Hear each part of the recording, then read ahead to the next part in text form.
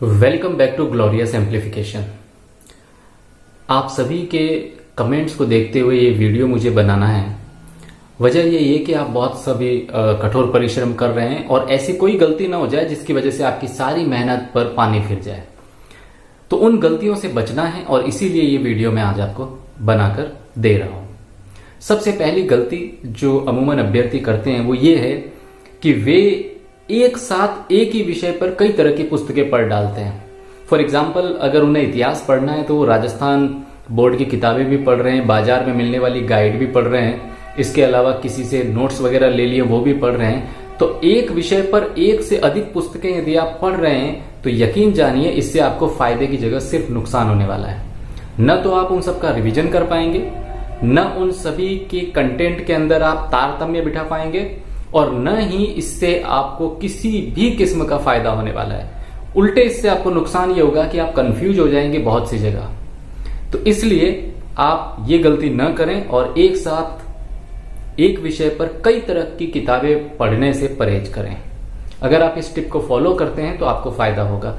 मेरी व्यक्तिगत सलाह यह है कि आप सिर्फ राजस्थान बोर्ड की किताबों का अध्ययन करें, 3 बार 4 बार 5 बार रिवीजन करें और जब आपको लगे कि ये किताबें पूरी तरह से रिवाइज हो चुकी है, सारा कंटेंट आपके दिमाग में है, उसके बाद अगर आप चाहें तो फिर आप भले ही किसी दूसरी किताब को देख सकते हैं, लेकिन सरसरी नजर से। जो आधार पुस्तक है उसका रिवीजन मायने रखता है। एक और चीज ये है कि जो दूसरी गलती हम लोग करते हैं कि आज इंटरनेट का दौर है। इंटरनेट के इस दौर में अभ्यर्थी क्या करते हैं कि वो ये सोचते हैं कि जितनी ज्यादा सूचनाएं वे प्राप्त करेंगे उतना उनके लिए बेटर है। तो सूचनाओं की प्राप्ति की इस अंधी दौड़ में वो गलती क्या करते हैं कि इंटरनेट पर मौजूद जितनी सूचनाएं हैं उन सभी को वे सही और प्रमाणिक मानने की गलती कर बैठते हैं। वो ये सोचते हैं, आप खुद देखिए कि आप गूगल पे कुछ टाइप कीजिए। फॉर एग्जांपल, आप पृथ्वीराज चौहान टाइप कीजिए। अब पृथ्वीराज चौहान पर बेशुमार कंटेंट इंटरनेट पर अवेलेबल है। गूगल आपको कई जानकारियां दे देगा, लेकिन याद रखिए आप प्रतियोगी परीक्षा दे रहे हैं। इस प्रतियोगी परीक्षा में सिर्फ प्रमाणिक तथ्यों का ही वजन होता है। 1 नंबर भी अगर आपका कम है तो आपका सिलेक्शन से आप वंचित हो सकते हो। आप इसको लाइट वे में मत लीजिए। आप उन लोगों से पूछिए जिनका सिर्फ 1 अंक कम था या 0.10% उनके कम रहे और उनका सिलेक्शन नहीं हुआ।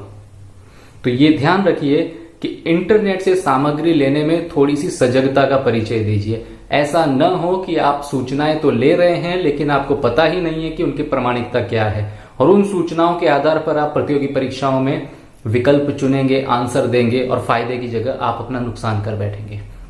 इससे आपको बचना है। मेरी व्यक्तिगत सलाह यही है कि आप किताबों के तथ्यों पर गौर करें। आप इंटरनेट में कौन क्या कह रहा है उससे आपको इतना ज्यादा मतलब नहीं होना चाहिए। गाइड्स में क्या है उससे आपको इतना मतलब नहीं होना चाहिए। मैं आपको एक चीज और बता दूं, अगर आप में से काफी लोगों को शायद पता ना हो, कुछ लोगों को पता भी है। अगर मान लीजिए किसी प्रश्न में कोई विवाद हुआ, किसी प्रश्न के 4 ऑप्शन हैं, उन 4 ऑप्शन में से आपने ए भर दिया और किसी ने बी भर दिया। अब आपने ये देखा कि आपका जो ए है वो फलानी गाइड के हिसाब से बिल्कुल सही है। तो आपको क्या लगता है, क्या आरपीएससी जैसी संस्था है या ये जो रिट के एग्जाम कराने वाली संस्था है, क्या ये गाइड्स को मानते हैं? ये नहीं मानते। ये सिर्फ प्रमाणिक पुस्तकों को मानते हैं। तो ऐसे में आप प्रमाणिक पुस्तकों को ही अपना आधार बनाएं। तीसरी चीज जो ये है, बहुत से ऐसे स्टूडेंट होते हैं कि वे एक फिक्स रणनीति बना लेते हैं, एक टाइम टेबल बना लेते हैं। इस टाइम टेबल पर आज इस वीडियो में मैं डिटेल से चर्चा करूंगा। अब टाइम टेबल बनाने के बाद वो क्या करते हैं कि उस टाइम टेबल को फॉलो करते हैं। कुछ समय तक वे उसे फॉलो करते हैं, अपने मित्रों से मिलते हैं और उनके मित्र उन्हें सलाह देते हैं कि नहीं, यहां ऐसा कर लीजिए, वहां वैसा कर लीजिए। तो वे अपने मित्रों की सलाह के प्रभाव में आकर अपने टाइम टेबल में बदलाव कर देते हैं। ऐसा कदापि ना करें। जो चीज आपको शूट हो रही है आप उसी के आधार पर अपने आप को आगे बढ़ाएं। इसी में आपकी कामयाबी है, अन्यथा आपको नुकसान होगा। टाइम टेबल के बारे में मैं आपको एक चीज बता दूं कि आप अपना रोबोटिक टाइम टेबल न बनाएं। ऐसा नहीं कि सुबह 5 बजे उठूंगा, 6 बजे तक नाश्ता करूंगा, 7 बजे 7 बजे चाय लेकर पढ़ने बैठ जाऊंगा, 10 बजे तक मनोविज्ञान पढ़ूंगा, 11 बजे उठ जाऊंगा, फिर 12 बजे ये करूंगा, 2 बजे ये करूंगा। याद रखिए आप मानव हैं, आप रोबोट नहीं हैं, आप मशीन नहीं हैं। और अगर आपने इस तरह का टाइम टेबल बनाया है या बना रहे हो या सोचा होगा कि इस तरह टाइम टेबल बनाकर मैं जीत जाऊं, तो अव्वल तो ये कि ये टाइम टेबल आपका कभी सफल नहीं होगा, क्योंकि हम मानव हैं, हमारे यहां सीने में, दिल में भावनाएं होती हैं। याद रखिए, हर समय हर दिन आपका दिमाग एक जैसी कुशलता से काम नहीं करता है। आपको यह पता होना चाहिए। अगर अभी आज रात 8 बजे आपका दिमाग बहुत एक्टिव तरीके से किसी चीज पर सोच रहा है, काम कर रहा है, कोई जरूरी नहीं है कल हो सकता है रात को 8 बजे, उससे कुछ पहले 7:30 बजे आपको कोई ऐसी सूचना मिल जाए जिससे आपको शॉक लग जाए, आपका ब्रेन प्रॉपरली फंक्शन नहीं करेगा। तो इसलिए मैं एक चीज कहता हूं कि रोबोटिक टाइम टेबल से खुद को बचाएं, आप बचाएं। और दूसरा, जब आपको टाइम टेबल यदि बनाना है तो आप कैसे बनाएंगे? या आप मुझसे पूछते हैं कि मैं टाइम टेबल किस तरह से फॉलो करता हूं। मैं आपको साफ बता देता हूं, मैं कंटेंट पर जोर देता हूं। मैं ये मानता हूं कि मुझे सामाजिक विज्ञान में अगर ये नोट्स हैं तो ये आज पढ़ने हैं, ये मेरा टाइम टेबल होता है। अब अगर मैं उसको सुबह 9 बजे तक पढ़ लेता हूं, मैं सुबह 9 बजे फ्री हो जाता हूं। अगर मैं नहीं पढ़ पाया, मूड सही नहीं है, कोई प्रॉब्लम हो गई है, मुझे कहीं जाना पड़ गया है, या कोई और वजह हो गई है, मुझे पढ़ने नहीं दिया गया है, इस तरह की कोई कंडीशन आ जाती, कोई बात नहीं, मैं उसे दिन में 2 बजे पढ़ लूंगा, लेकिन उन 24 घंटों में से किसी न किसी समय मुझे ये पूरा करना है। तो आप अपने टाइम टेबल को इस तरह ढालें कि सामाजिक विज्ञान अगर आपका ऑप्शनल है तो आप सामाजिक विज्ञान लें, साइकोलॉजी या ये जो बाल विकास और शिक्षा शास्त्र है ये भी ले लें, और हिंदी और अंग्रेजी। आपके 4 चीजें हैं, 2 भाषाएं हैं, एक ये CDS है और एक आपका ऑप्शनल सब्जेक्ट। तो आप इसको किस तरह से बांटें? आप टारगेट दें, टारगेट बेस्ड बने। फॉर एग्जाम्पल, अगर सोशल साइंस है तो आप उसमें टारगेट दे दें कि मुझे इसमें 6ठी कक्षा के 4 पार्ट कवर करने हैं या 4 पार्ट के नोट्स लिखने हैं। अब अगर ये 4 पार्ट के नोट्स आप सुबह 5 बजे उठे हैं और आपने 7 बजे तक लिख लिए हैं, आप 7 बजे फ्री। अगर आपने 7 बजे तक नहीं लिखे हैं, आपको 11 बज गई है, तो आप 11 बजे तक भी फ्री नहीं है। इस तरह से आपको चलना है। याद रखिए, मशीनी टाइम टेबल ह्यूमन बींग्स के अंदर काम नहीं करते।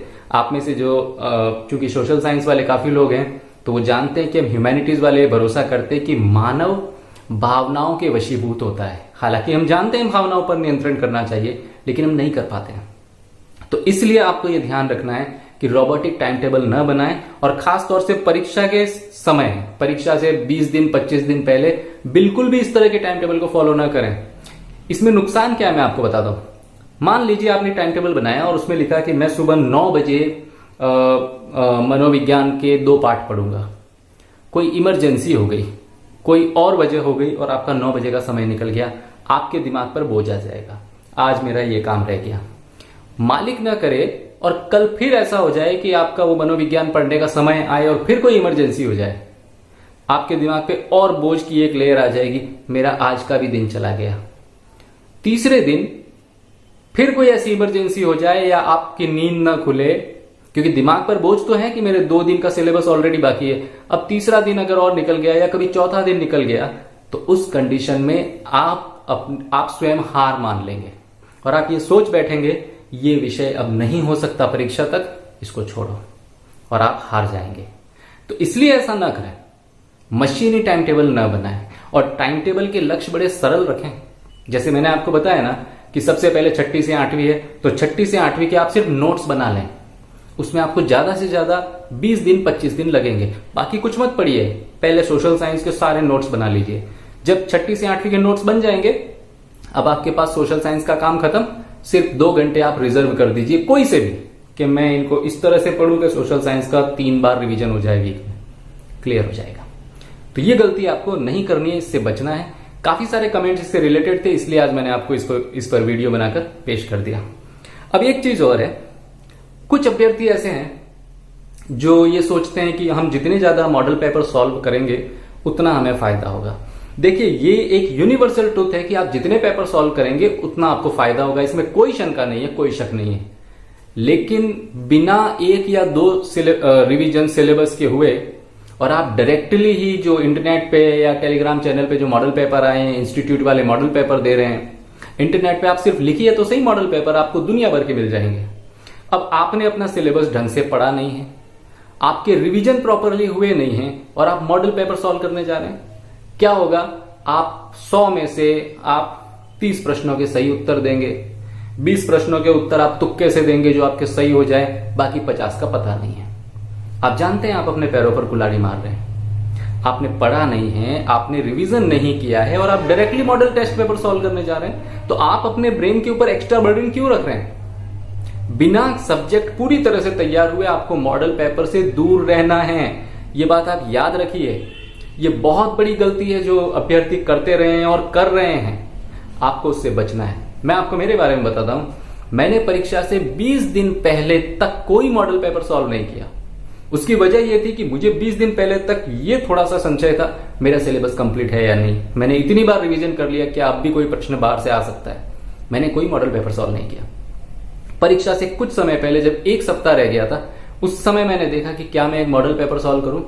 निश्चित तौर पर मैंने एक या दो मॉडल पेपर सॉल्व किए, लेकिन उसमें जब मैं 60, 70, 80 तक ढंग से पहुंचा तो मुझे मेरा कॉन्फिडेंस और कमजोर हुआ।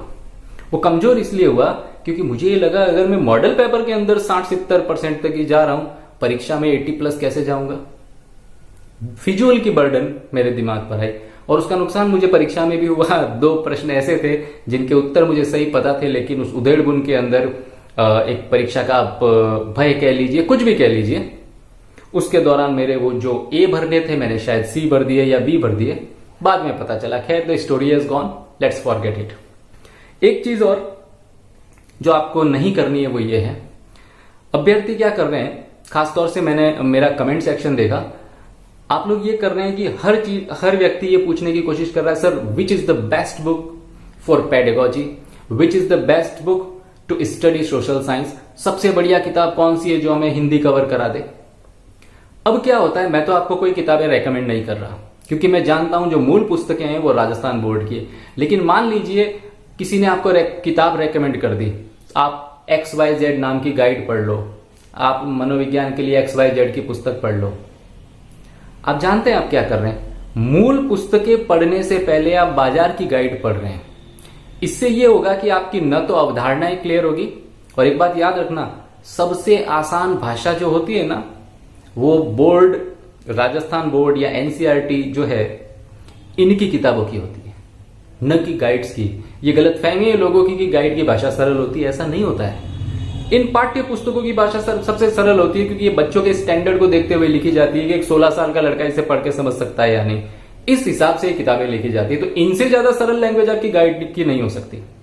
तो मूल पुस्तकों को पढ़े बिना बाजार की गाइड पढ़ने से आपको नुकसान ही होगा।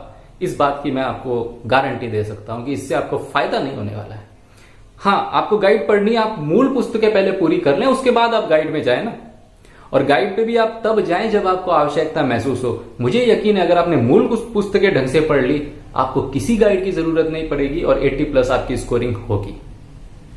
अब एक चीज और, जो अंतिम छठी चीज है वो देख लेते हैं। भाषा चयन का मामला ऐसा है कि इस पर बहुत सारे लोगों को डाउट है, प्रॉब्लम है। देखिए, मैं आपको क्लियर बता दूं, जिस भाषा में आपकी अच्छी कमांड है, भाषा में कमांड का मतलब मेरा यह है कि जिस भाषा की ग्रामर पे आपकी कमांड है, चाहे वो हिंदी हो, संस्कृत हो या अंग्रेजी हो, अगर ग्रामर पे आपकी कमांड है तो उस भाषा को आप लैंग्वेज 1 के रूप में चुन लीजिए, आपको फायदा होगा। अगर ग्रामर पे कमांड नहीं है तो उस भाषा को भूल कर भी लैंग्वेज 1 के रूप में मत चुनिए, आपको नुकसान होने वाला है। इस एक छोटे से मंत्र को याद रखिए और भाषा चयन की सभी समस्याएं आपकी खत्म हो जाएगी। इन 6 गलतियों से आपको बचना है। और याद रखिए, इंसान गलतियों का पुतला है।